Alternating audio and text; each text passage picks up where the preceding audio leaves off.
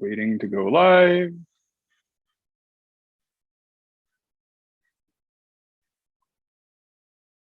Okay. I gotta figure out how to mute this damn tab. There we go, mute tab. All right, let's get this party started. The Democratic Party, that is, ha ha ha. All right, thank you for taking the time to join us this evening for our July monthly general meeting of the La Mesa-Foothills Democratic Club. It is Wednesday, July 7th, 2021. I am Mitch Wagner. I am VP Communications for the La Mesa-Foothills Democratic Club. We have an outstanding pair of speakers this evening for a discussion of cybersecurity, digital rights, and how you can protect yourself. The two great speakers are Seth Hall, who leads Tech Lead, a San Diego organization of technologists listening, engaging, advocating, and defending on the technology issues of our time. The organization is affiliated with the Worldwide Digital Rights Organization, the Electronic Frontier Foundation.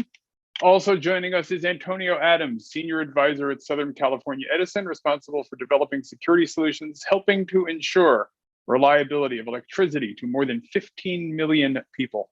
He also serves on the U.S. Navy Reserves as an intelligence professional with 17 years of total service and has experience at the Director of National Intelligence. We're going to talk about three subjects, three subjects. The overall threat of cybersecurity and ransomware, which is becoming more and more dangerous daily. We're going to talk about how we can protect ourselves as individuals and families against security threats. And we're also going to talk about the importance of digital rights, particularly regarding privacy and surveillance, broadband access, net neutrality, and more. As always, we are streaming this on our YouTube channel. So if you have friends or family who can't make it tonight on Zoom, or you experience technical difficulties and have to leave us, you can watch on that YouTube channel. Just search for La Mesa-Foothills Democratic Club on YouTube. That's how my wife, Julie, joins the meeting. Hi, Julie. If you have anything you need to bring to our attention, or if you notice any technical problem or anybody disrupting the meeting, please message either of my two board colleagues, Evelyn Andrade and Katie Seghetti, or message me.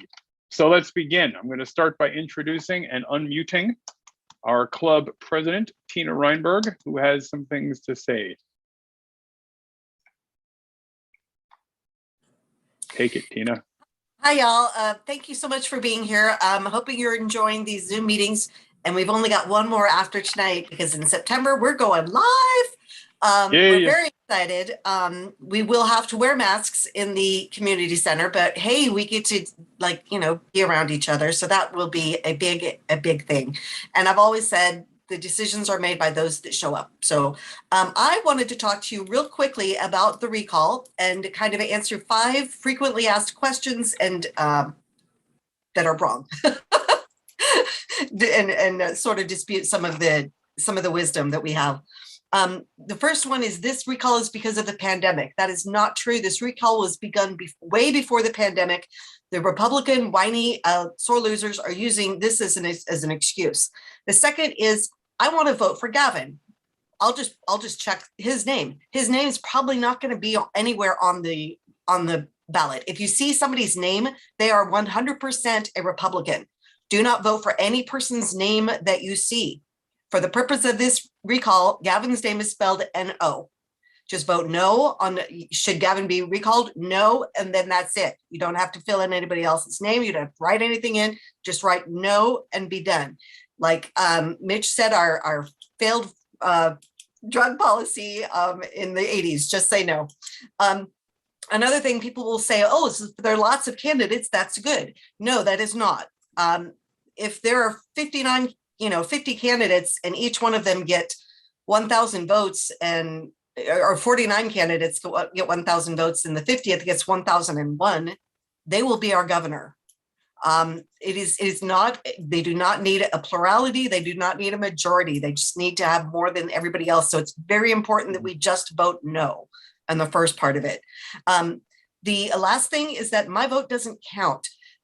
Turnout in recall elections is notoriously low. The election to replace Akilah Weber, which got a lot of a lot of interest and a lot of enthusiasm, had 20% turnout. So turnout is the key. We need to all vote. We need to get our friends and neighbors to vote and just say no. And I will see you in September for real life. Yay. See you in September. That could be a song. Oh yes. Opening night in September. All right. So Chris Pearson is next up. Chris also had some things to say about the recall election. Thank you, Mitch. I just want to add a little bit to what Tina just said, which is, as most of you know, the recall election date is September 14th, which means the absentee mail-in ballots will be sent out August 14th, a little more than a month from now. This is an incredibly short campaign. And as Tina mentioned, nobody is paying attention. So I have an ask to everybody on this Zoom call. And that is, not only do we all need to make a plan to vote, but to start asking our friends, families, and associates, have you made a plan to vote in the recall? Publicize the recall. Tina's point is really well taken. The special election to fill the AD 79 seat, the turnout really was 20%. It was 20.74%. That means nobody's voting. Republicans do turn out more in special elections than Democrats. And even though the registration across the state is 2-to-1 Democrats, it's not 3-to-1 or 4-to-1. That's dangerous for us. And I want to convey some inside baseball knowledge about Kevin Faulconer. This is his third special election. He's batting 1,000 so far. He won his election to city council by beating Lorena Gonzalez after Strippergate, when the Democratic majority we had elected to the San Diego City Council. Those three people, Michael Zucchet, Charles Lewis, and Ralph and Zunza, were all forced to resign for allegedly accepting bribes. And Zunza went to jail. Lewis was so stressed out he had a heart attack and died. Zucchet gave one of the most memorable resignation speeches down there in front of the old Security Pacific building outside of Golden Hall, and went on to rehabilitate himself. But Faulconer, in the Zucchet special election, beat Lorena Gonzalez in an extremely low turnout. And I knew this because I was the political director of the Labor Council at the time, and I had enough votes and ID'd voters to win that election, but I couldn't get enough people to go out and literally pull them out of their houses. Democrats are incredibly slow and horrible at coming out to vote for special elections. This is dangerous. This is really dangerous. It's going to be a really low turnout. Faulconer won the city council race. He won with Filner got kicked out. I spent so much time in David Alvarez's garage, I thought I had to move in with a cot, but he beat Alvarez in that special election. And trust me, he's a marketing genius. He doesn't have a lot of substance, but he knows how to market. His message will be on point. He will be targeted. He will be going to those precincts and counties where Republicans are reliable voters in all elections. He will be targeting old Republicans. They will come out to vote, and that's why the ask is, please make a plan to vote. Please promote a plan to vote for everybody you come in contact.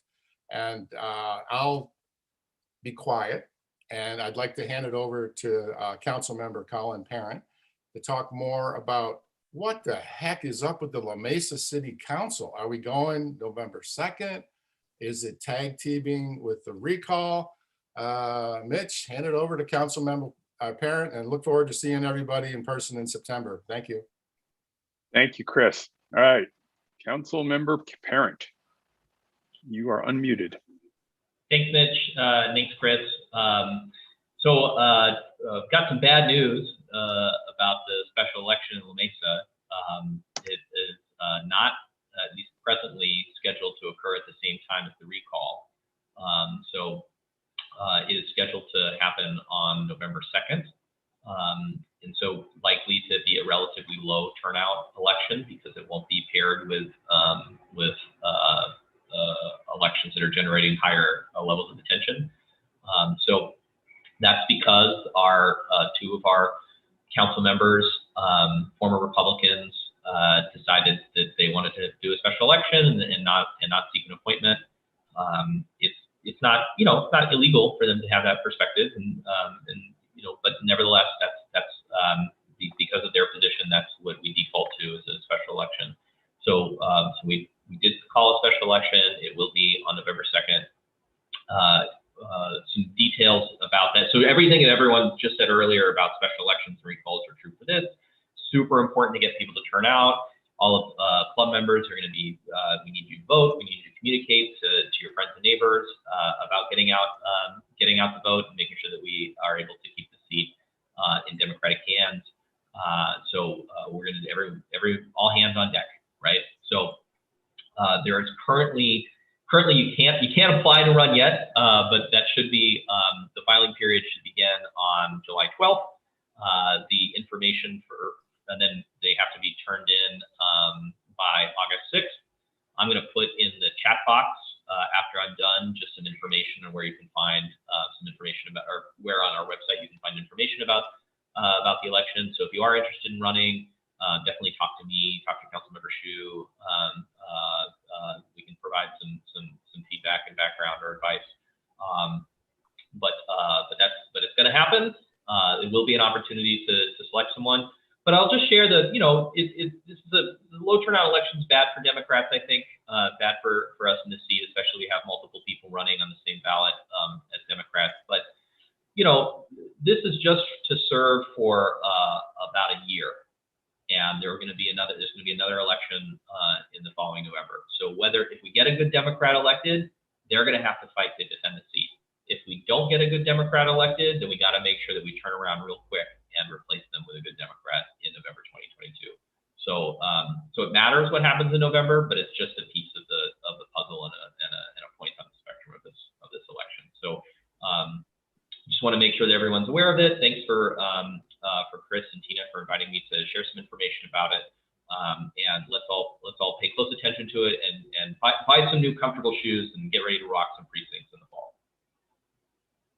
Thank you, Colin. So I understand that what's at stake in this is Sandag representation. What else in the broader sense? Well, we currently have two council members who are elected as Democrats. We, for a brief period, had a majority of the council members who are elected as Democrats. Right now, there's only two of us who fit that description. And so the majority of the council is really at stake. We want to have people who share our values and who want to have a representative at Sandag, have a representative at MTS to vote for things like keeping the farmers market, for affordable housing, for implementing the climate plan effectively. We're going to need to make sure that we have the right people elected to our council, both to work on things locally and also to make sure that La Mesa is a progressive voice throughout the region. Great. Thank you very much, Colin. All right. Thanks, everybody. All right. So now we're going to move on to our main subject on cybersecurity, digital rights, and how you can protect yourselves. We have two great speakers. One of them is Seth Hall from Tech Lead. I'm going to type away here and unmute people and such. And the other one is Antonio Adams from Southern California Edison. So gentlemen, you are both unmuted. Welcome. Hi, Mitch. Thanks for having me. Hi. So I'm going to ask you to start by introducing yourselves and telling the members a little bit more about your background and who you are and what you do. Seth, I'll start with you. Sure. Hello, everybody. Thank you for having me and allowing me to talk to you about these important topics. My name is Seth Hall. I do a lot of things in San Diego in the context of what we're talking about here today. I run a little group of maybe 30 to 40 people who are interested in, I think, what we would say crafting, or more carefully crafting, the way that technology influences our lives. The way that technology influences our communities, the way it influences our politics, right? Things like that. My group is a mixture of technologists, but artists, librarians, there's developers in there. It's a bunch of people who just see the value in taking hold of the way that technology is impacting our lives and deciding that maybe we can do something about it. We don't have to just let this wash of technology lay on top of us and roll over us, right? But that we can actively influence the way that we're allowing technology to influence our lives.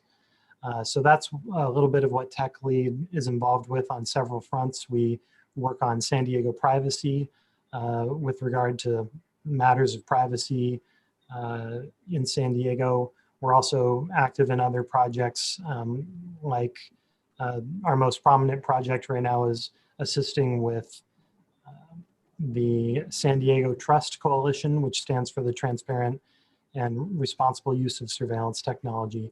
We've got 2 ordinances that are awaiting to be passed by the San Diego City Council. They've already received 1 unanimous vote. We need a 2nd vote.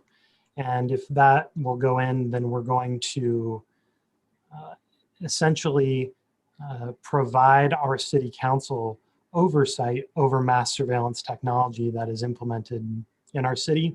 What does that mean? That's things like streetlight cameras that are cameras bought by our city that are mounted on the streetlights, and they run 24/7 recording where everybody goes at all times. That's an example of a mass surveillance technology that we're working on bringing scrutiny to and tighter control over through City Council. Okay, thank you, Seth. We'll come back to what you're working on toward the end of this segment of the meeting today. And next up, Antonio. Same. Introduce yourself, please. What do you do, and what's your background? Okay, that's a 2-hatted job right now. So for Southern California Edison, I am the cyber lead for all new technology that comes onto the grid modernization effort. So anything new with smart home, Internet of Things, anything related to the grid side, I develop the security that goes into it, because everything is now becoming more integrated over IP. So anything that touches the internet, I design the security to support it. And that includes the monitoring, the reporting, any of the alerts. And that would include what you call the Internet of Things, which would be like thermostats and smart cars and Teslas. I mean, because it all integrates into the grid. You got to plug it up somewhere. And what most people just think is electricity is the older way of just the power. But now it comes with the data along with it, and that becomes a little bit more involved as far as the IT front. Additionally, on the with Edison, I help with a lot of the governance and risk. So a lot of the policies that go up that we recommend because all the utilities in California are publicly regulated, we kind of pitch back and forth and say, hey, have you guys considered this? This is how this really works. So that law you're trying to craft doesn't really work. And we try to work together to better get an understanding up and down the logistical parts of passing laws and regulations. On the military side, the best way of describing what I do for them is similarly, I help them to understand offensive cyber a lot better from the human perspective. Generally, you get people who know computers, or you get people who know people. There's not many people who can bridge that. It's just kind of like engineers. If anybody's seen the movie Office Space, that's essentially what it is. I bridge the gap, and I bring the business use case to the engineers and put it in a technical parameter very easily. And then I go back and forth, and I'm pretty much like a project manager at this point. Okay. I'm smiling here of a comment from Fran. I know neither computers nor people. So, so I'm also going to introduce myself, even though you guys in the club know me. I have another dimension to what I do. I've spent most of my time working in tech journalism. I worked for publications called Information Week, Computer World, and a publication called Light Reading that covers the technology industry. That's where I've spent almost all of my career. And in the past year, I've been doing marketing for a major cloud company.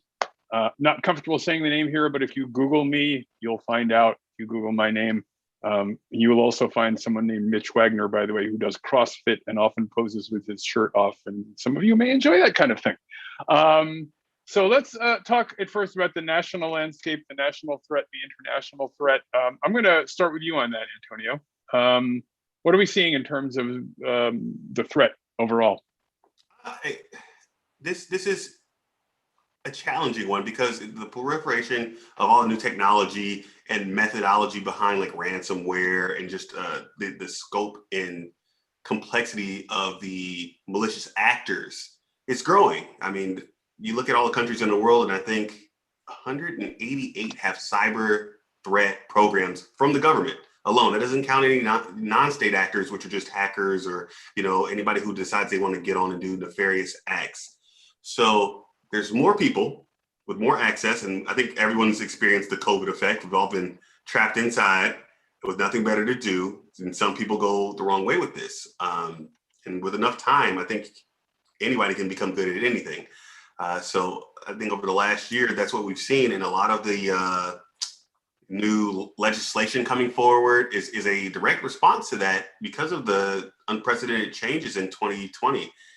What I've seen, not only on that, which we'll cover later, the privacy efforts, but just the federal regulatory efforts to get them more in line. I think the government realized, especially with the Keystone Pipeline and things of that nature, we are grossly underprepared because as a business cost, you don't consider cybersecurity because there's no return on investment. That it's backwards logic in a business sense. So now we're trying to let not only the government, but businesses understand that, well, the return on investment is every time you get hacked, there's going to be millions of dollars. There's going to be loss of credibility, reliability. And that's going to have a long-term cost. It's going to be more than the, $2 million you might put into your budget for IT security.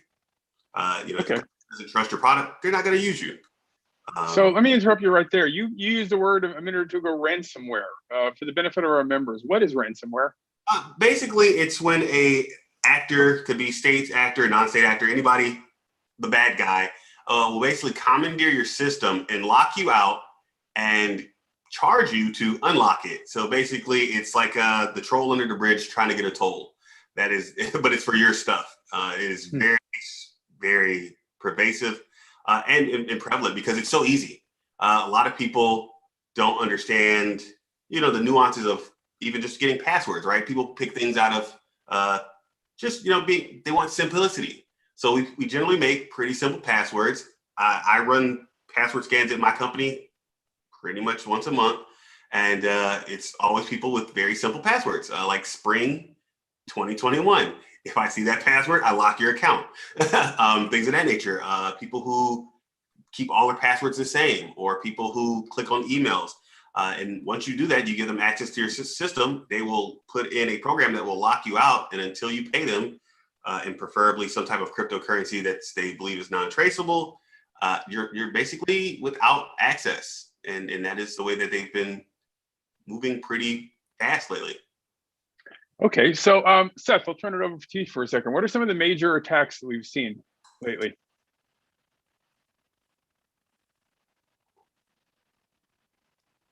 Seth. See, Seth, you're there. You go. All right. Yeah, I was muted there for a second. I think everybody in San Diego was probably paying pretty close attention to the Scripps hospital situation. Really helps understand where the rubber meets the road when your healthcare provider cannot access your patient record and has to provide you healthcare without access to those records, and your healthcare may be rescheduled or delayed because of the issues that they're experiencing. That was a big one. That's since come to an end.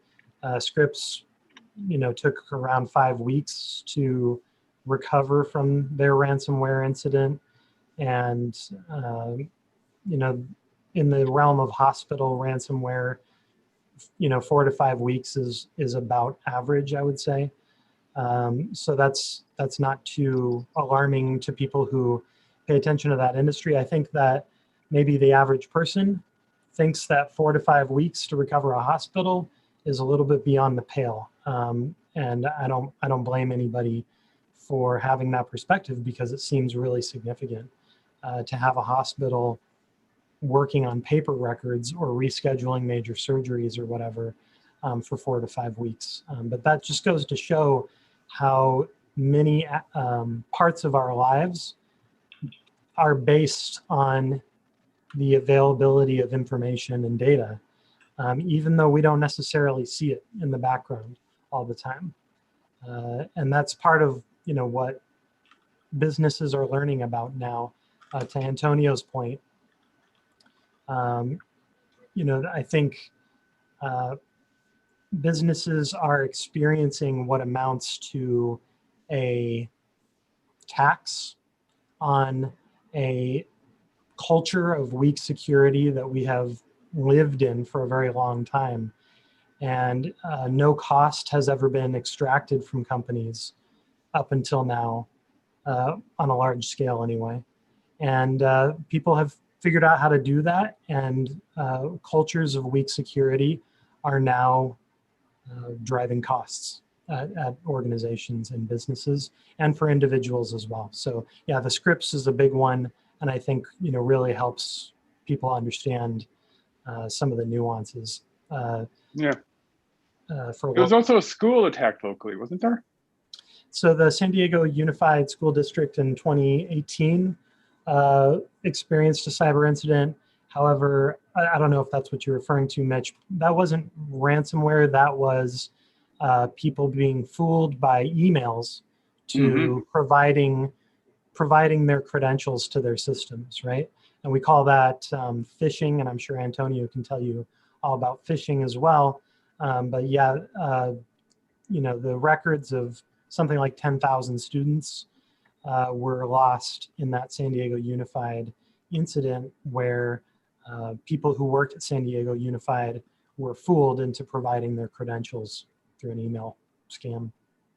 Okay. I've seen it said that companies with good backup systems, basically the only companies that are attacked or successfully are the ones that without backups. And Antonio, can you address that at all? So Mitch, to your point, I mean, you will obviously, and Seth kind of hit on this, you go for the soft target. Generally, people who have a response plan and have done that, like their disaster recovery plans in place, they've kind of prepared for this. So they have it backed up to, you know, either a data lake somewhere that they've did with a third party cloud provider, or you know, they have it in-house. If they're older companies, some companies still are not as comfortable with the cloud yet, but everyone's migrating that way.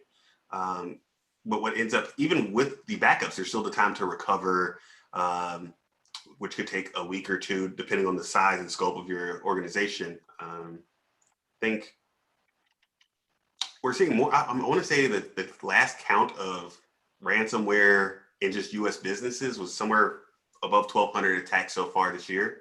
And like I said, it covers the gambit. If there's some larger organizations who have that plan in place, but when it comes down to, at the end of the day, even on a personal level, is people's choices. And you know, there's basic, you know, things that people can do to avoid that. And a lot of people just kind of get complacent, and you know, they just click on whatever they see. They're really quick to move on systems, and it does create some issues. And I mean, at my company in particular, if you get caught clicking on more than 2 fishes, it's gonna be a rough day for you. Yes.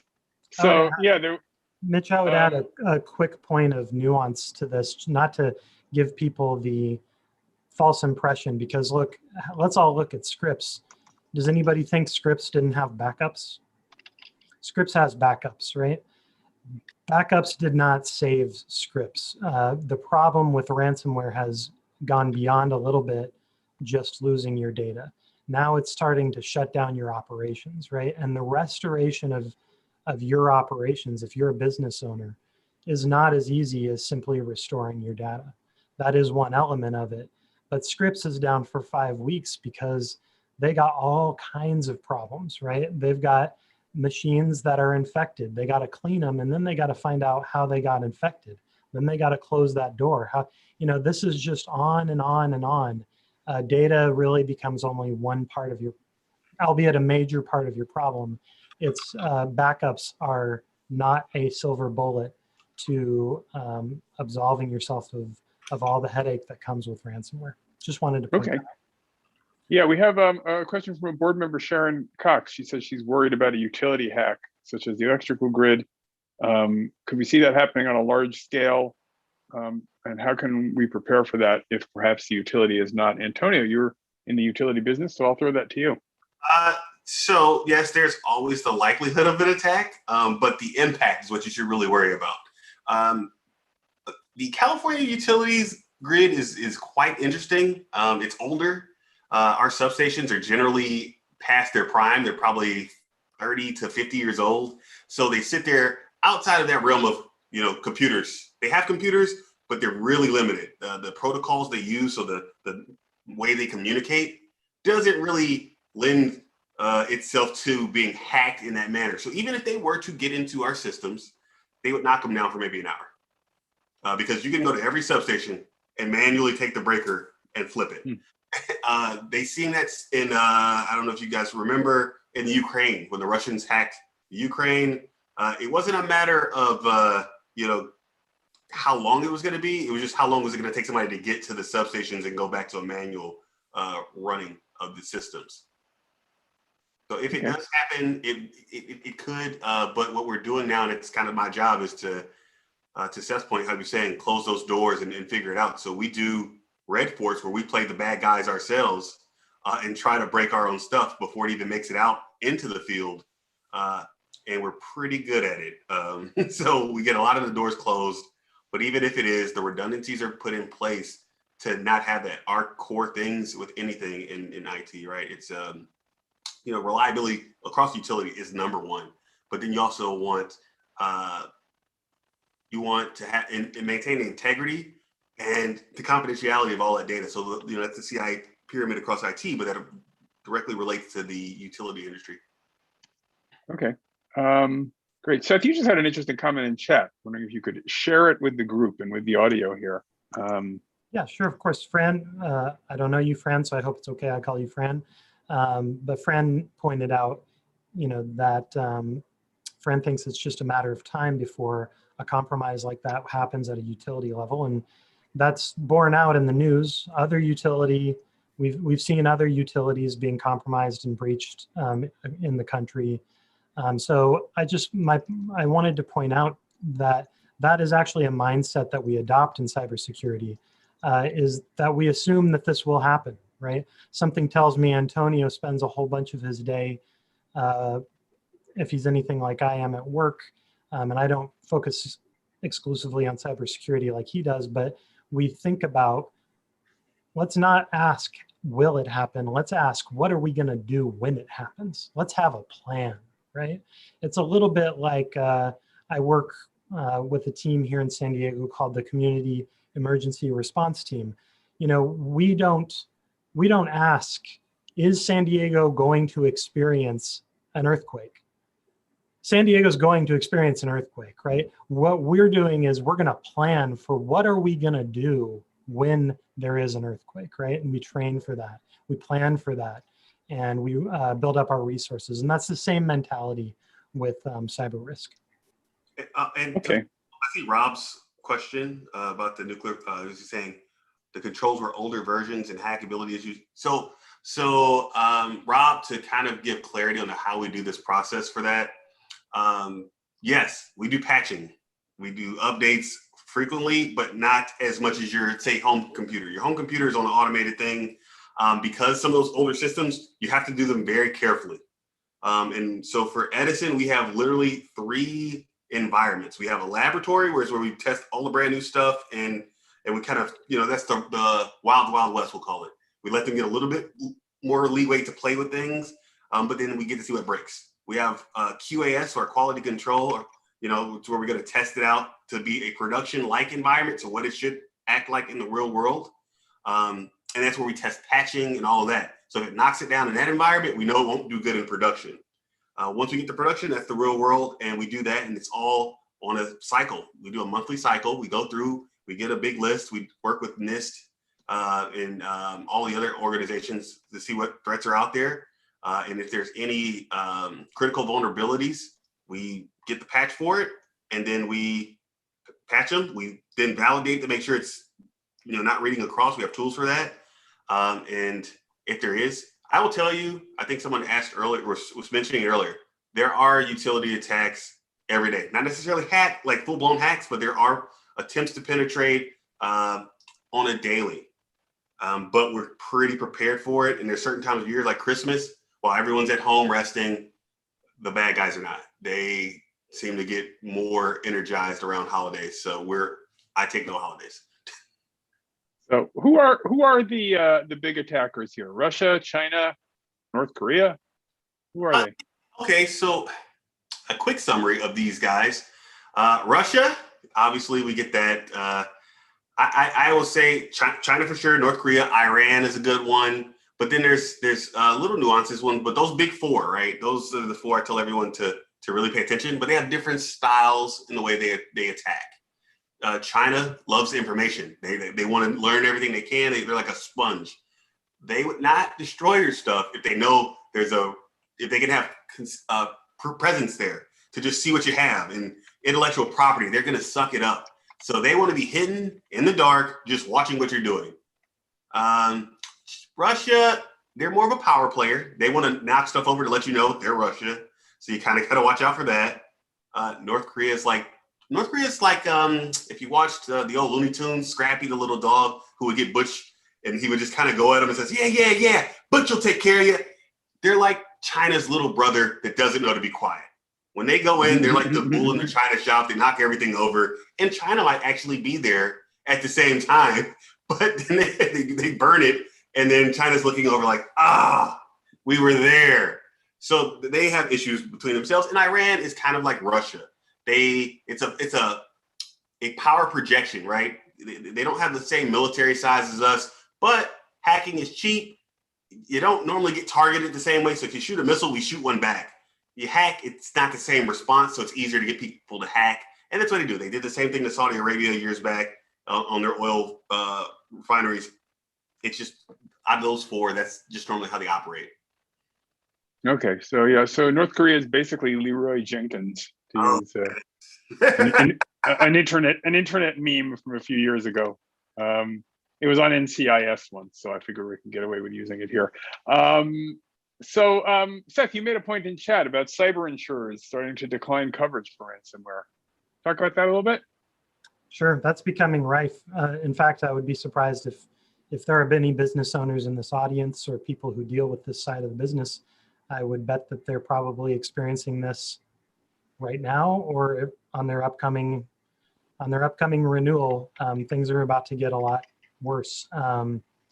Cyber insurers have figured out that somehow your company paying $10,000 a year, so the cyber insurance company can pay out $10 million when you get hacked. Somehow that math doesn't seem to be working very well. So they are just declining ransomware coverage, except for those who can maybe prove the need and prove the ability to defend against it. So that is accelerating. Nothing quite like multi-million-dollar ransoms and payouts off the bottom line will accelerate companies taking this risk more seriously. Companies will start to change more quickly now that they do not have anybody behind their back offering to guarantee that they'll get their data back. That could also have other effects in the market. I'm not sure we're going to keep seeing 10 million and 20 and $70 million ransom fees if cyber insurers are not the ones paying, because not a lot of people can afford that kind of coin. But cyber insurers are pretty sick of this, and that's going to change the game for businesses. So does it make sense for companies to just pay the ransom? No. No? Why not? So it makes sense to be proactive. That's a way better approach. Paying the ransom means you didn't do your homework, you didn't hire the right people, and you didn't take the right steps as far as an organization. You don't have to buy the high-end stuff to have good practices in place. I think Seth put it in there, right? Security is everyone's job. If everyone is an active participant in this, the system fails. I could literally spend $10 million on security, and if you leave the back door open, what's the point? Yeah.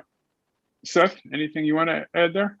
I'm Paying the gonna just, ransom, does it make I'm sense to gonna, just I'm gonna pay? give a different view just for the point of giving a different view, because Antonio's view is absolutely valid. And I think both views need to be considered by the audience. What I would just say is that if you look at the pipeline, then what's the last pipeline that we just had, Mitch? Colonial? Colonial. If you look at scripts, if you look at all the major ones you're going to find in the news, there was a beef producer or beef processor recently. All Yes. these people bounced back. Look, they all leapt into action when they got ransomware, and they all had big plans, and they all had backups, and they all started on it, and they all paid. It's not that they didn't have the preparation. At the end of the day, you go read, why did these people pay? The CEO is making a risk judgment here. What if I get down the road of recovery and it's taking longer than I thought and I'm missing out? They're not doing either or, I guess is what I'm saying, Mitch. They're doing both, right? They're taking their practices, they're recovering from backups, and they're paying the ransom because they're pursuing a parallel strategy. At the end of the day, look, you're dealing with criminals here. There's no guarantee you're going to get anything for your $10 million, right? This is all risk. This is all, how do you think about this as an individual? If somebody says, hey, I got your stuff, give me $1,000, you have to kind of do that risk calculation in your head and say, is this worth it to me? Can I get around this? And a lot of companies, big companies, even if they do think they are prepared for this, they're still paying the ransom. That's becoming harder to do because of laws, but people are figuring out ways around the laws, and they're paying the ransom. There was the case of Colonial where it was reported that they actually had, when they got the fix from the attackers, it didn't really work that well. So they ended up having to restore a lot of stuff themselves. Right. Additionally, there was a recent study that found that, which in retrospect is kind of obvious. If you get a reputation as an easy touch, attackers will come after you.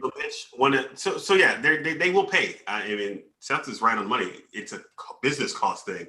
How much am I going to lose a day versus paying this rent? When is the threshold to where it doesn't make sense? But like you were saying, the guarantee that they're going to restore you back to make you whole, that's a risk. And then that's kind of like my business, right? It's the risk management part of that. Would I pay the ransom? Depends on like what systems they got a hold of too. It's also, there's a lot of factors that go into that. And you know, just at what point did you say that it is not worth it? I think one thing that's going to pivot here is the insurance coverage is not going to be there, how Seth was alluding to earlier, or it's going to cost too much. And because if you looked at how with Colonial Pipeline, the money was recovered. So now if the bad guys don't think they can keep the money, it's going to get really dicey. This is going to be a standoff. And that was to the point, a lot of the guys didn't, the hacking element didn't understand. They just believed that cryptocurrency was untraceable. And now they're finding out that ain't true. Yeah, how can people protect themselves? How can our members on this actual meeting here tonight, some of whom are small business owners, some of whom are retirees who are just concerned about their home computers and bank accounts, how can they protect themselves? Seth, you want first crack? Yeah, absolutely. I think on the business side,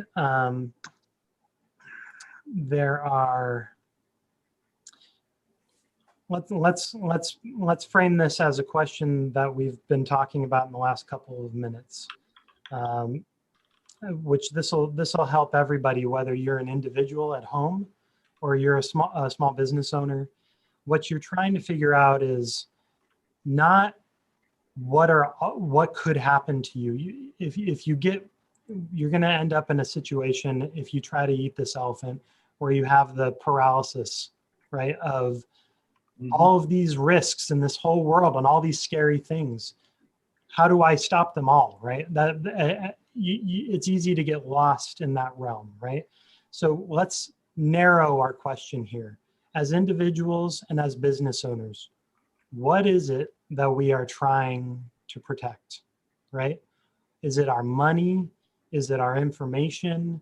What are the particular things that would impact us if that would have high impact on us, high consequence, if they were compromised, right? And then look at, well, how likely is it that those things can be compromised? And as you start to answer those questions, Mitch's question of what can you do to protect yourself, those answers actually start to become quite clear and abundant. It takes it down from the entire universe of options that you may have to actually, there's a couple of things that would be best for you to do, and it will most cover the most risk. For example, let's just say you said, I'm worried about my username and password to my bank being compromised because somebody sends me an email and I click a link and I type it, and now they have my bank credentials and that's all my money, right?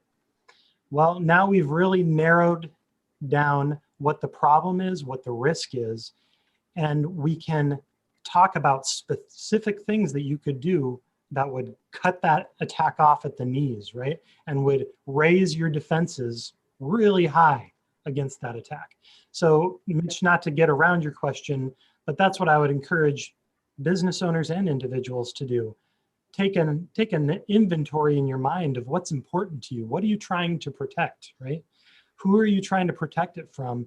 And then you will start to understand how likely is the threat that you're facing, and what are the particular things you can do to address that threat. Does that answer your question at all? And I'm sure Antonio could probably build on top of that with some other ideas as well.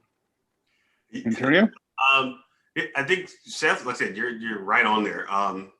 I know some people kind of like the easy does it list. I have one that I will add into the chat, and it is like that. To Sharon's point about the password, right? There are things you can do, right? Password management is key. So like I said earlier, sometimes people choose really simple passwords because convenience is important over security. Sometimes that's just how we work. We care more about the function than we do the security, and that normally is what gets people in trouble. So, simple things. Making sure when you see your computer needs an update, update it. Generally those are probably security patches that are addressing an issue that somebody's found. Apple's a little trickier because their development cycle, but the same thing applies. If you see an update, please accept it. Just understand that you are a target. Not to be completely paranoid, but to understand that if somebody gets an opportunity, they probably will. It's kind of if you leave your front door unlocked and you're not in a good neighborhood, somebody's probably going to come along and check the door. So you have passwords, software updates, being aware, be careful what you click, right? Those emails that come in, hover over them, make sure it's the right thing. If you aren't expecting it and somebody says, hey, I need your credentials, I would call the number that I know is a legitimate number. I would not call a number on that email, but I want to talk to someone, because generally when you call those numbers, it's not who you think it is, because no one's going to put the due diligence in to actually run it down. So take the extra second to verify, hey, was I expecting this? I got a San Diego County Credit Union email the other day, and I was like, okay, I haven't tried that account in a while. So I called them and I sent it to them. I forwarded it on so they knew what was going on. So they knew the link and they could get that out. Same thing with your cell phones. I see Fran was saying about the cell phones. Some people don't like using it. It's just a comfort thing with the cell phones, but they have the same, it is a mobile computer. You can make sure that you have antivirus. I know I use Bitdefender, and they have it to where if you do a mobile transaction, it basically brings you into a whole nother separate application that's going to give you a little bit more security. If you don't use it, that's fine. If you still want to do everything the old school way, that's even easier. It's harder to get if you got to go to the bank and add a little time to your day. That's a more infallible way.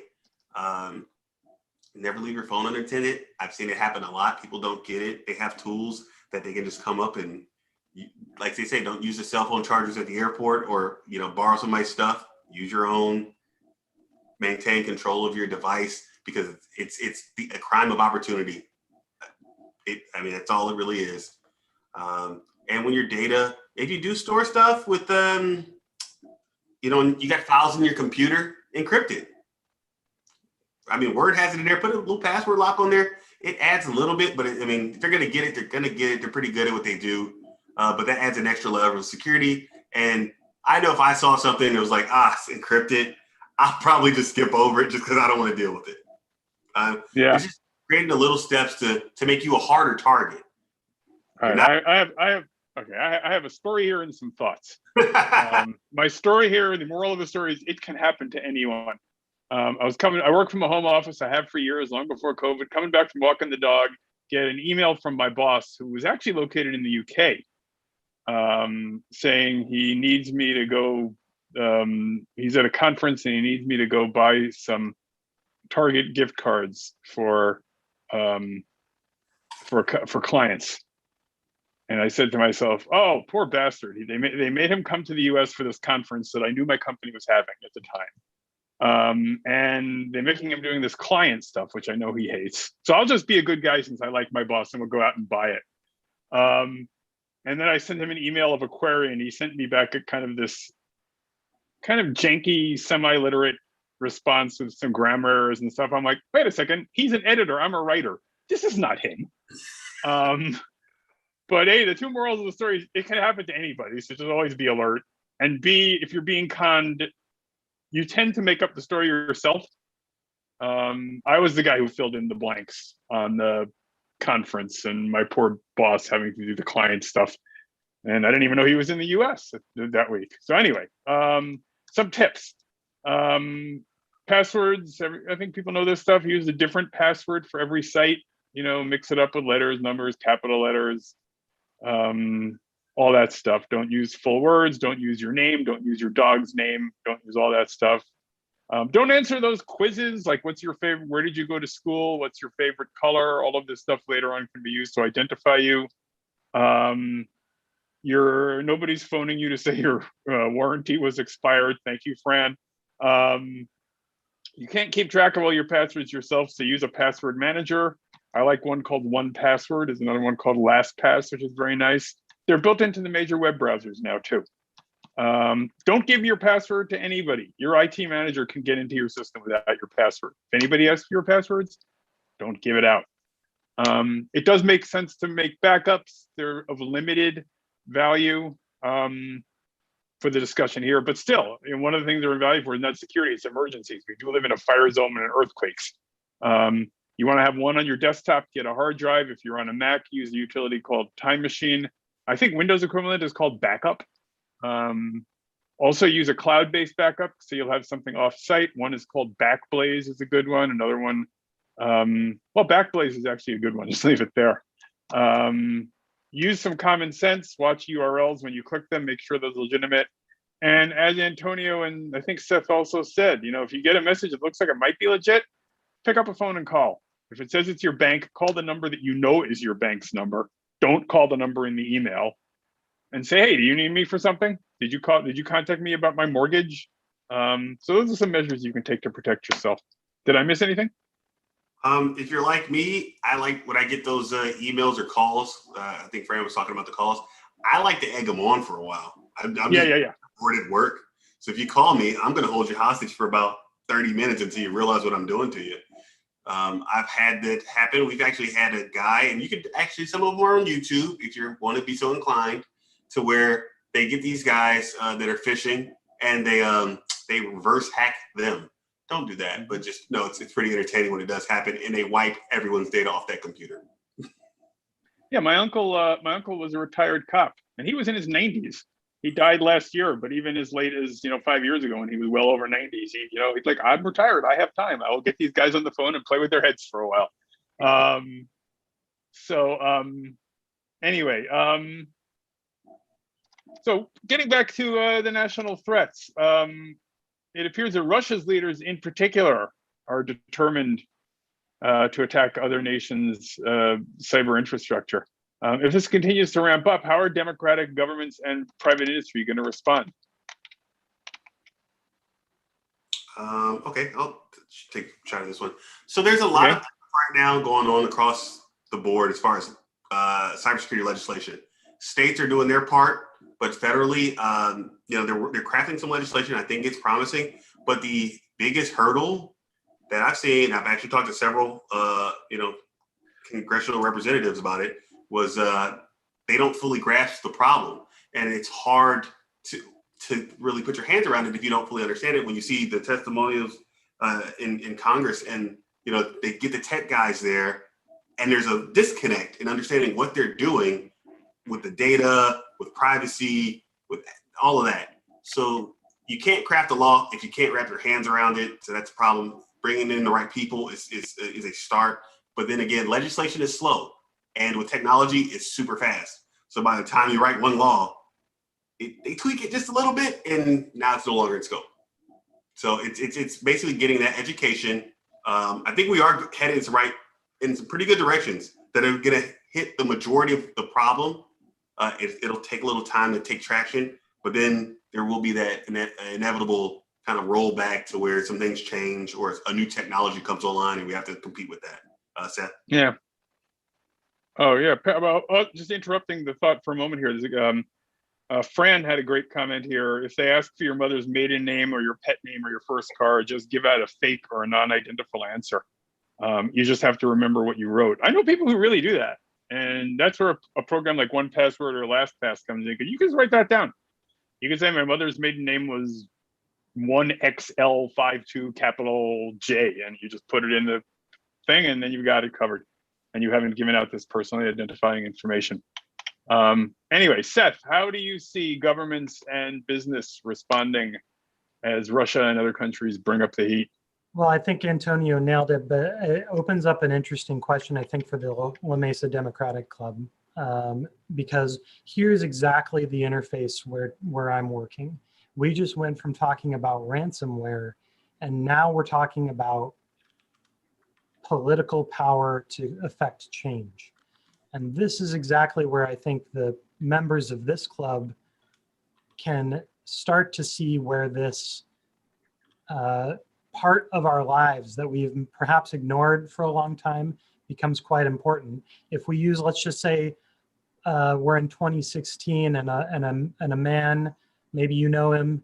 His name is John Podesta, and he's working along, and he's clicking through his emails, and he gets a email saying, "Hey, log into this site," right? And he asks his IT. He thinks it's suspicious. Asks his IT guy, can I do this? And the IT guy says, yeah, it's all good. So off he goes, he logs in, and John Podesta, turns out he's the chief of staff for Hillary Clinton. And, John Podesta was an entryway into a world of information, right?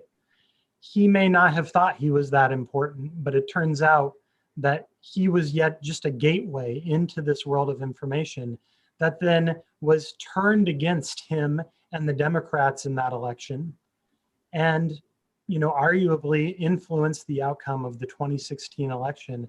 And that was just one person who probably didn't think it was that big of a deal, clicking through and losing control of their credential.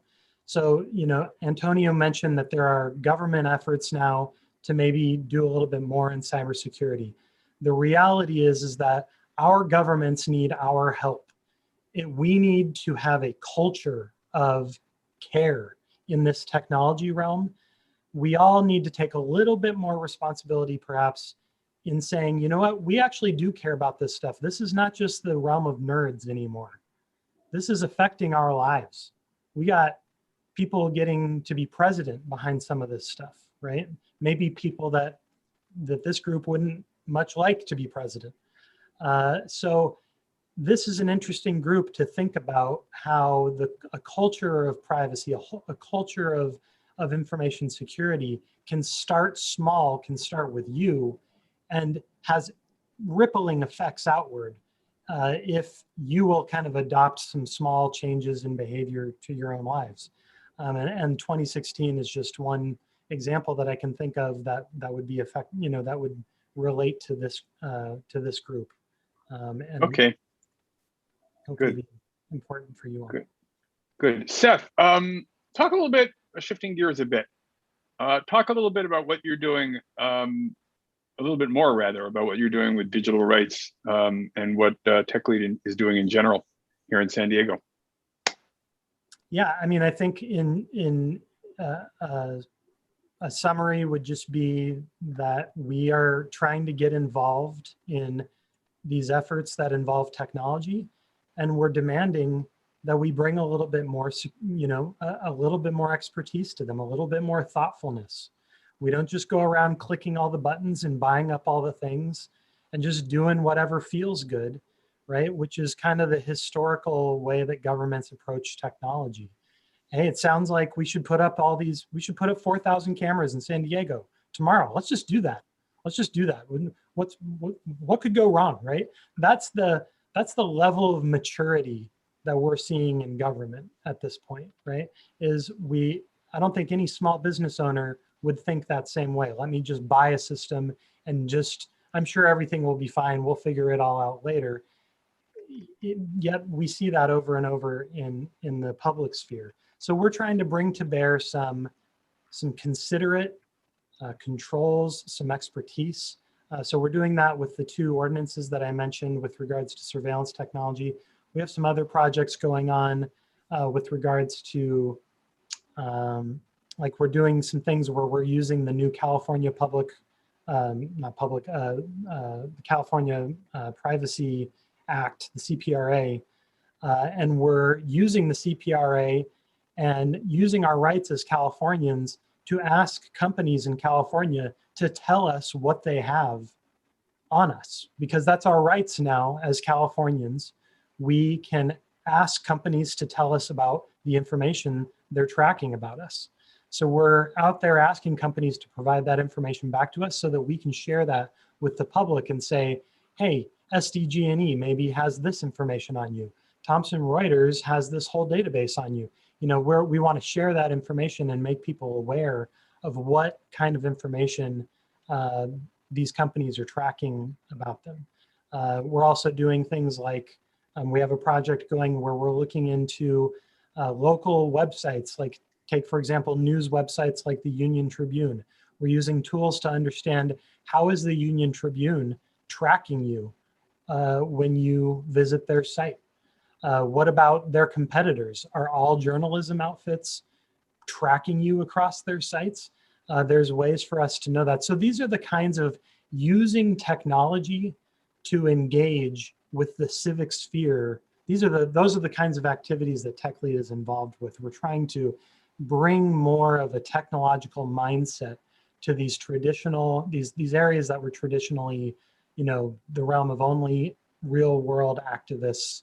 And we're trying to bring some technological expertise to that. Does that summarize it good. well enough? That's good. One of the things that we've been focused on as an organization, as a party in San Diego, has been, you know, Black POCs, underserved populations. Is there any intersection with the work you're doing there and that kind of work?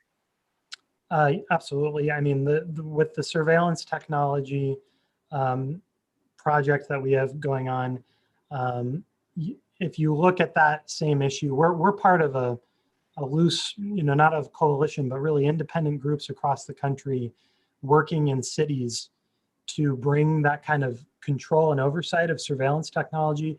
And you can read very readily available studies that indicate that mass surveillance technology is frequently deployed primarily, or if not primarily, that minorities are overrepresented in the areas where mass surveillance technology is deployed, right? It's poorer communities. It's communities that have less time to ask questions. So that's a project where there's direct intersection there. And the Trust SD Coalition that I'm a part of is made up of community groups across across many different groups of people that align themselves with religious causes and with racial causes and with women's causes and things like that. That coalition is made up of a very strong group of of rights activists that are working across those kinds of demographics.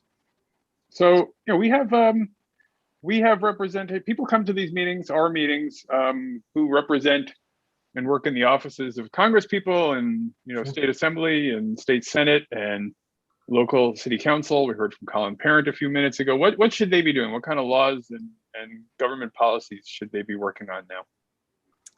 Look, at the end of the day, leaders need to start asking questions. I don't expect our city leaders and even our state leaders to know how to deal with these things, right? This is an area of expertise that I would not like them to try to just handle themselves. I would like them to start asking questions and reaching out to their staff and reaching out to community groups and reaching out to the people that have expertise in their jurisdictions and start to develop ideas for how the public sector can start to deal with these things. Because if you get leaders shooting from the hip, you're going to get results that are really not the outcomes that you would like. I don't know, Antonio, if you agree, because I think we're crossing over into something where Antonio may be able to say, from a business perspective, what do businesses wish that leaders would start to do, right? Where do they wish that that our state and city leaders would focus their energies on if we shrink it down a little bit from the federal perspective, especially? So Antonio?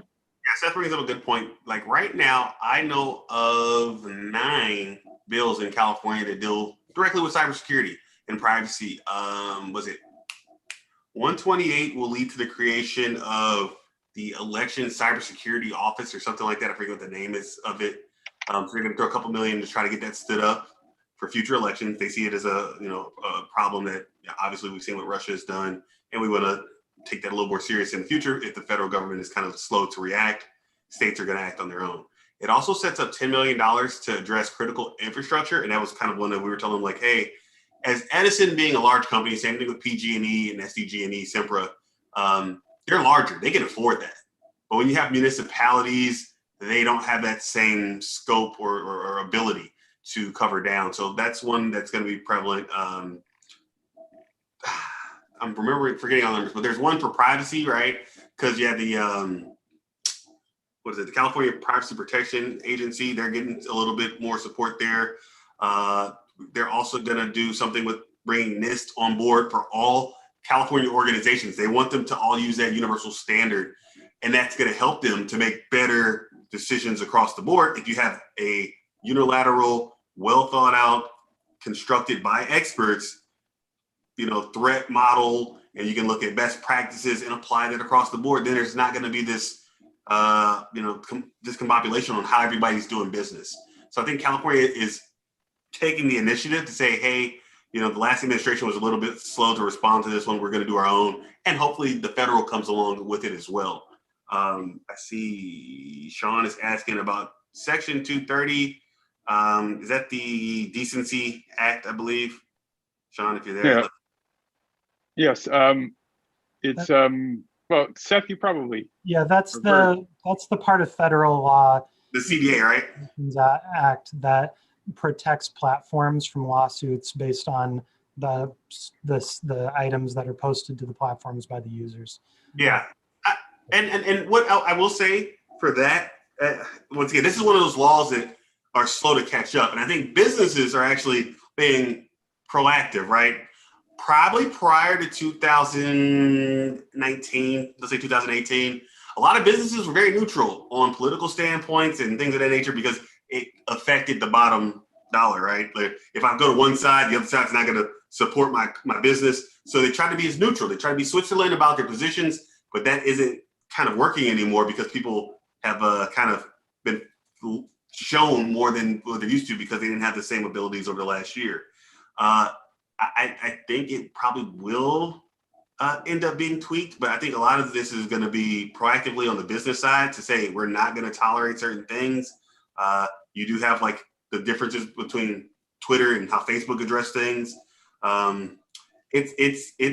It's stepping into a minefield because you don't, on one hand, want to address, step on people's right to free speech, but you also want to maintain a certain level of decorum um, amongst communicating, because you never know who that audience might be. You don't want kids to see, and you're writing, racial messages or sexist things, and you want to limit the exposure, not necessarily what you say, but the audience. You want to kind of protect certain groups, and I think that's that's where it's going to be tricky. Is where's the line in the sand before you encroach on somebody's rights versus where you just are basically being a safeguard for the society. I don't have the answer for that. I personally think that a lot of this stuff it's gotten crazy. Working at DNI when President Trump got elected, half the office was split. It was the weirdest thing I've ever seen in government. I chose to leave because I just could not deal with the divisiveness of just politics, and it was spilling over into policy, and it should never do that. We should be apolitical, and we should work towards the best thing for the country, not necessarily for an agenda. Okay, yeah, there's so Seth, talk about Section 230 a little bit, please, from your perspective.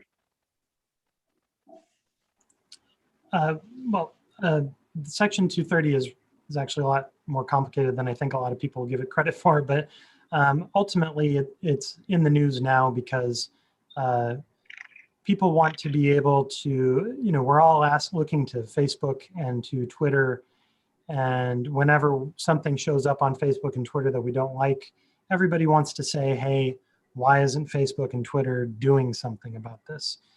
And the reason for that is because they say they are trying to facilitate as much free speech as possible.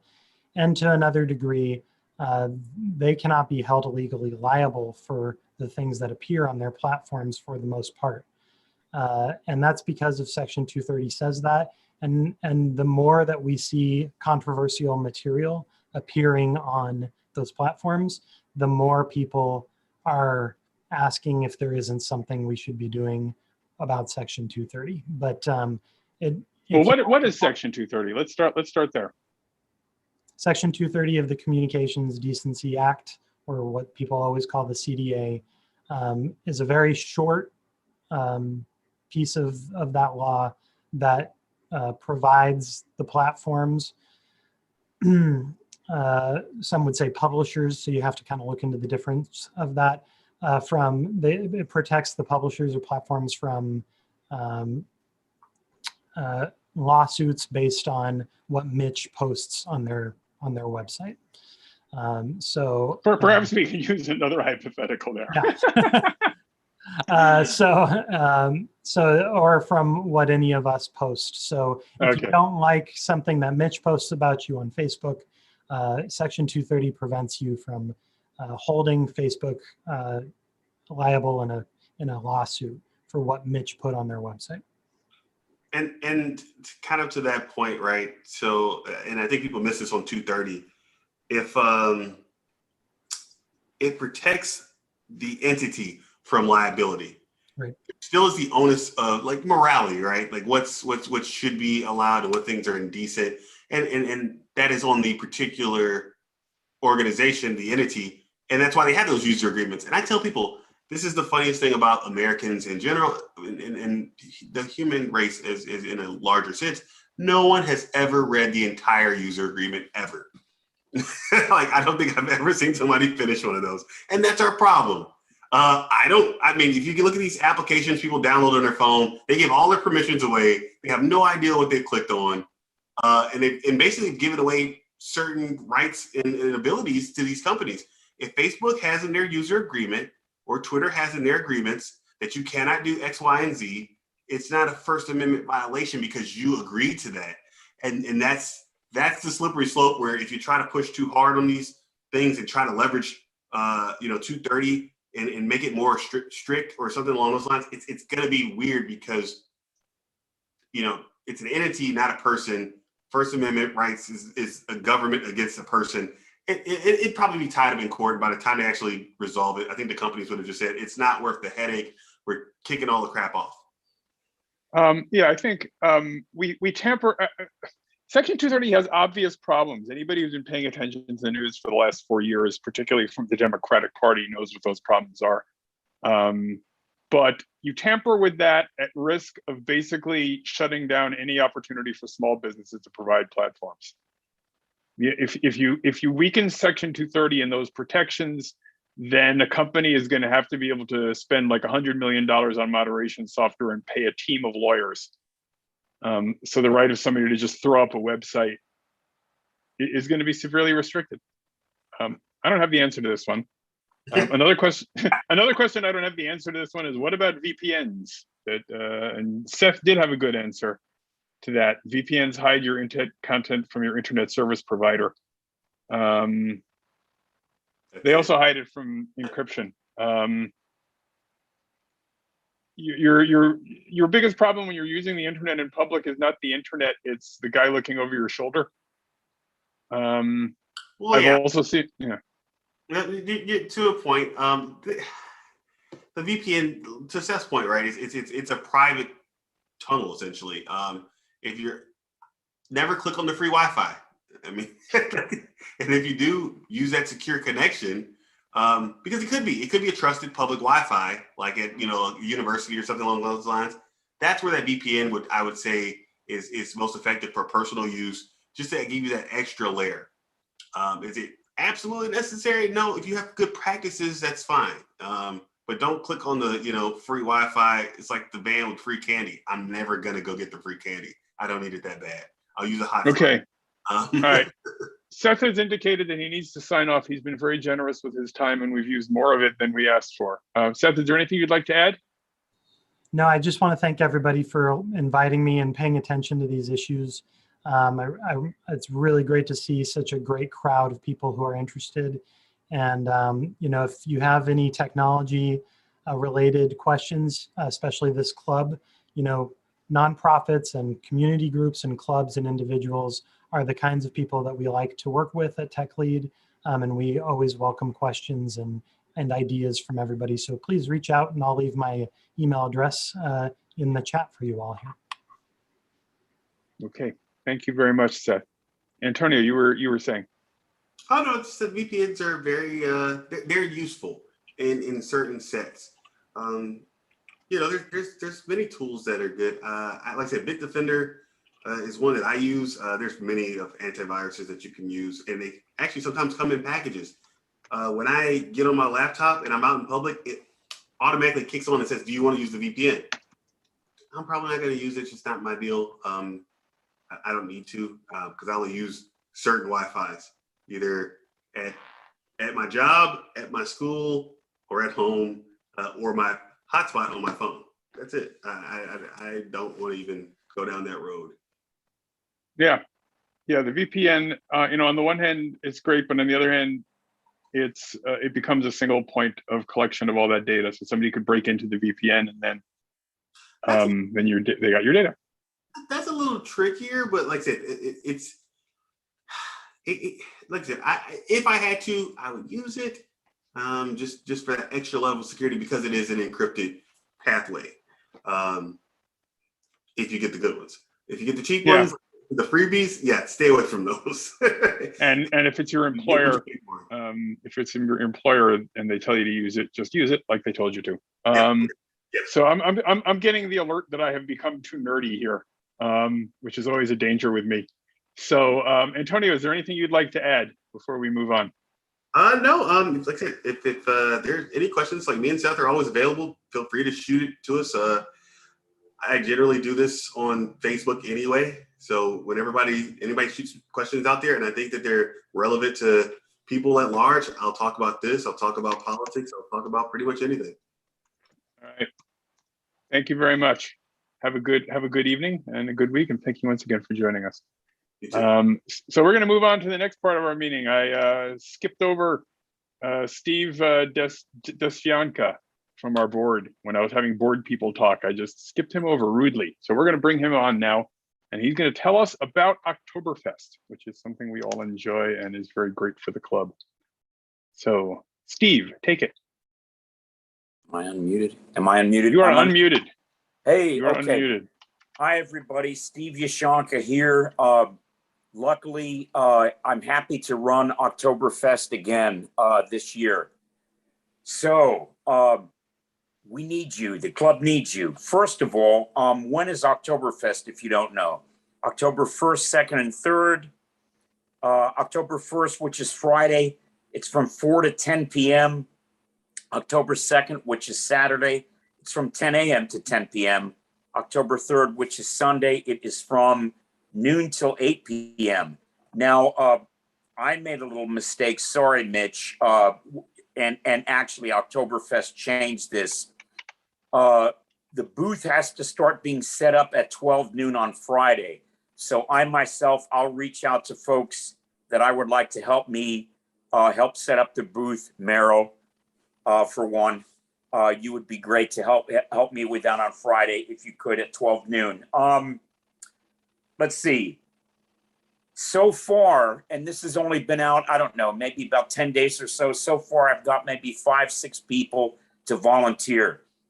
And this happens all the time. October is way down the road. People think, yeah, of course I'll volunteer. Then when it comes down to it, whoops, me and my wife are going to Yellowstone or wherever. What we need you to do is now schedule time for Oktoberfest. And in the newsletter, Mitch put some things down. It'd be great if you could volunteer for more than 2 hours. Usually that's not enough because there's usually folks doing voter registration, and we talk about our club being happy, being Democrats, as opposed to that other booth, the dreaded GOP, way on the other side. I like to run a happy booth, folks enjoying themselves, talking to folks, shining happy people in our booth. Sounds like a song. So on the chat, at the beginning of the chat, is my email address. Please email me now when you can volunteer for Oktoberfest. Be greatly appreciated. We need everybody. If the whole club volunteered, that'd be terrific. Usually doesn't happen. So please email me, volunteer, and we'll have a good time. Thank you, everybody. Thank you, Steve. And type in your email address again, please. Okay, I will. Actually, I got it right here. I'll just cut and paste. Okay. Wow. There you go. Oh, I just hold on 1 second more. We get the hold music provided by me. Okay, good. Steve, there we go. All right. So now we're going to move on. First of all, we're going to remind people to pay their dues and membership if they have not already done so. Or make a donation if you have a little bit more money to spare. And if you don't have the money to support us, that's fine too. We're not pay for play here. We leave those to the other guys. But if you can spare some money, help us elect Democrats, help us bring those meetings back in public. That would be great. Go to the website, Mesa-Foothills Democratic Club.com. Click on the Become a Member Contribute link, or I'm just putting the link right there in the chat once again. And now we've covered that, and we're going to move on to talk about hearing from community leaders about things that are important for us to know about. It is that time of the meeting that I like to call open mic night. You are not available to sing or do comedy, but if there is something that is important for the members to talk about, please click that raise hand button on the Zoom chat, and I will look for that, and I will clear in Doug Case. Let's hear from Doug first.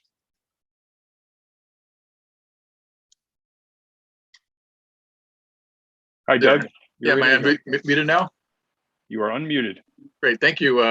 I'm Doug Case. I am the Political Affairs Director for Senate President Pro Tem Tony Atkins. We are now in the new fiscal year. I guess 1 week into it, the budget that was negotiated between the government and the legislature was $263 billion. We had a lot more money than we had in previous years because revenues were greater than expected, and we also got money from the federal government, from the American Rescue Plan. A couple of the highlights, the Golden State stimulus was extended so that middle-income Californians, those between $30,000 and $75,000, qualified to receive it. There was additional money for households with children, and also households with that are with undocumented workers who were excluded from the federal money. There was money for education at all levels, including a phasing in a transitional kindergarten at one end to increases in the Cal grants for higher education at the other. Some one-time and extended funding for key issues like homelessness, affordable housing, the climate crisis, the drought, and wildfire prevention. A lot of problems in California, which will be addressed through this budget. And then also expanding Medicaid so that undocumented individuals of 50 years or older now qualify. Previously, I think it was 26 years and younger. Then also, you may have seen that the legislature and the governor extended the eviction moratorium until the end of September, and also made the rent rebates for individuals affected by COVID who meet certain criteria, so that they can now get 100% of their back rent. And so anyway, it was a good budget and it's a good year, and hopefully things will continue in the right direction, especially if we are successful in the recall, or unsuccessful in the recall, I guess I should say. If they are unsuccessful in the recall. All right. Thank you, Doug. Thank you to you and Tony for working on our behalf. Next up, we're going to hear from Michaela.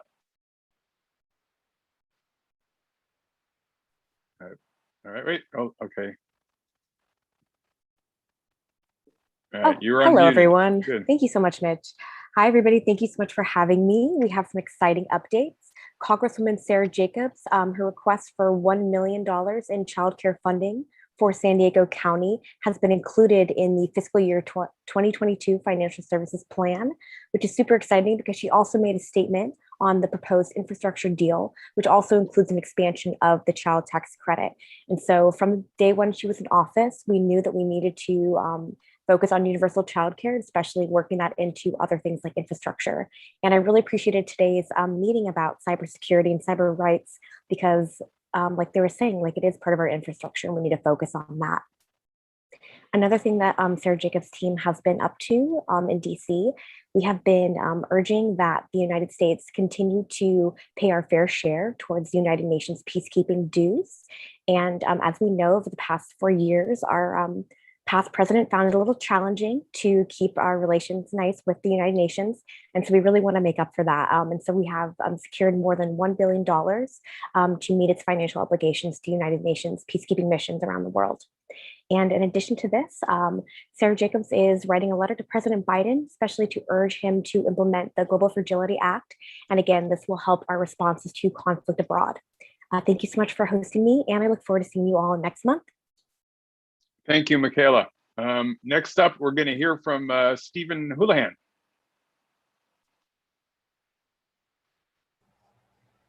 All right, I believe I'm unmuted. I'm You are. not sure if this is the time. Yeah, thank you, Mitch. I'm not sure if this is the time for candidates to speak, but I did want to make an announcement that I'm having a fundraiser this weekend on Saturday over at the BNS Brewery in Santee.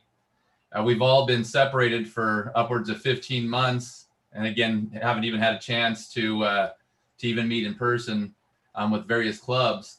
And so I've taken the opportunity to book and secure the BNS Brewery, which is a really nice locale. And I want everyone to come on out and have a good time and actually be able to mingle safely.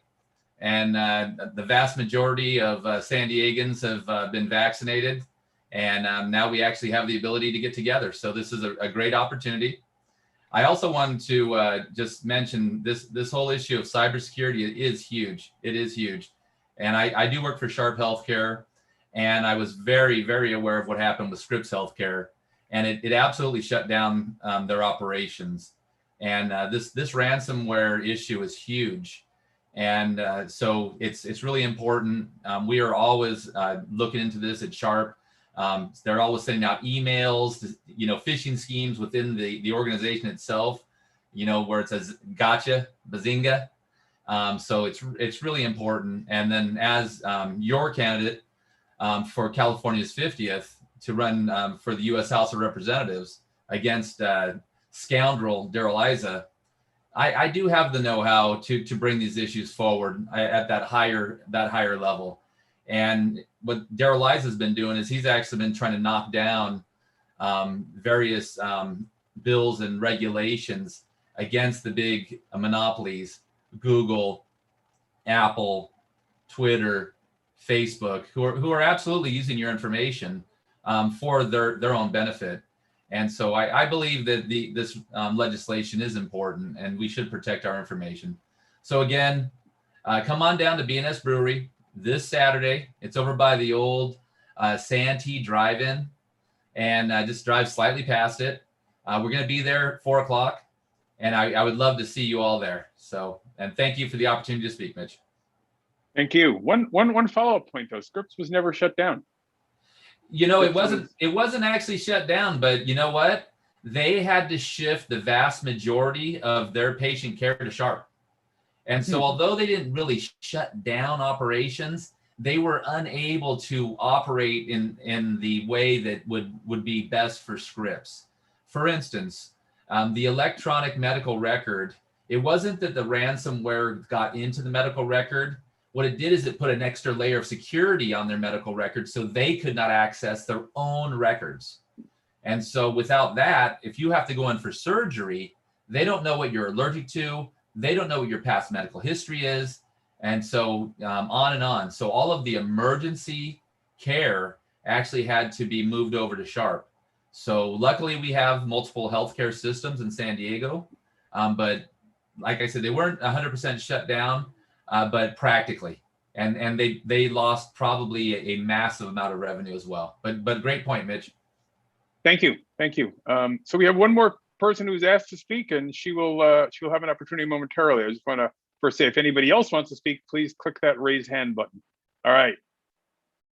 Now Barrett Holman Leak, you're. Yeah, I don't know. That's really weird. I don't have the raised hand thing option in my chat. Anyway, I am a candidate. I am actually going to be running against Sarah Jacobs in our disappearing 53rd, who knows what number it will be, district. My name is Barrett Holman Leak, and I am a progressive Democratic candidate. And my platform includes the Green New Deal, and affordable housing is especially important to me, voting rights, racial justice. Those are just a few. So you'll have time to get to know me. I'll be showing up in September at the in-person meeting, and I'll probably come to your fundraiser, Stephen. So you'll get to know me much better. I am actually rooted in East County, Lemon Grove actually, but I lived for 10 years in La Mesa off of Jackson and Fletcher on Buckland Street. And yeah. So I am aware of things in La Mesa, and I don't know if any of you know Barbara Collis, but she's a friend of mine and her daughter, Marcia. And so I'm very aware of things that have gone on in La Mesa. So I hope to let you get to know me better, and eventually, hopefully you vote for me. And that's about all I have to say, except thank you for that presentation tonight, because I put in the chat, Family Health Centers of San Diego, they got hacked something in February.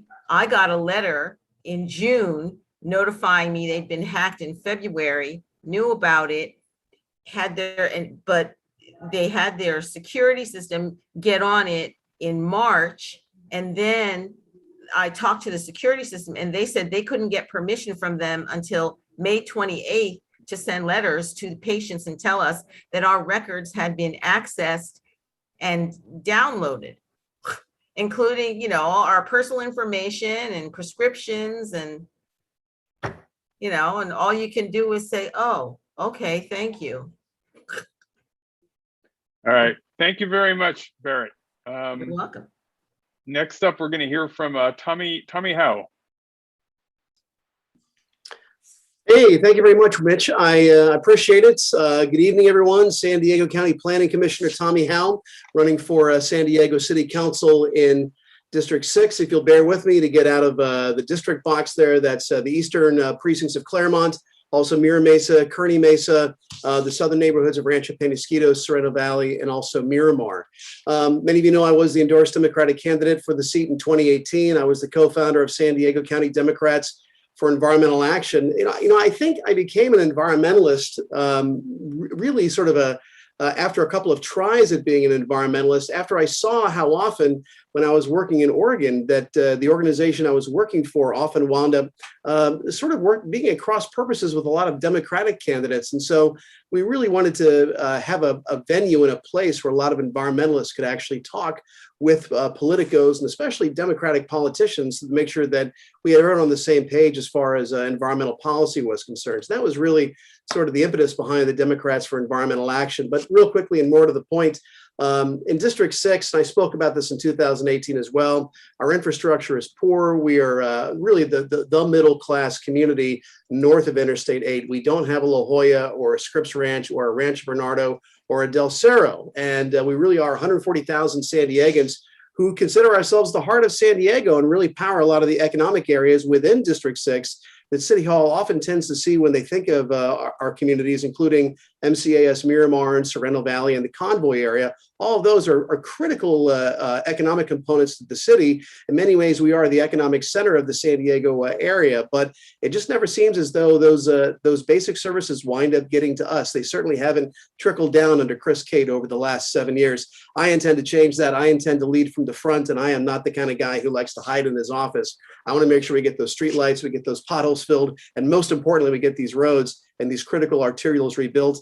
I'd like your support, I'd like your help, and I'd like to speak with you more about all of these issues. I was speaking to a group today about the Tijuana River Valley, about the SDG&E pipeline, about pure water. There's so many issues going on, but you can reach me at 619-805-6365. My website is tommyhowe.com. Our slogan is Neighborhoods First. And again, I hope to earn your support. Tommy Howe for San Diego City Council, District 6. Thank you, Mitch. Have a good evening, everyone.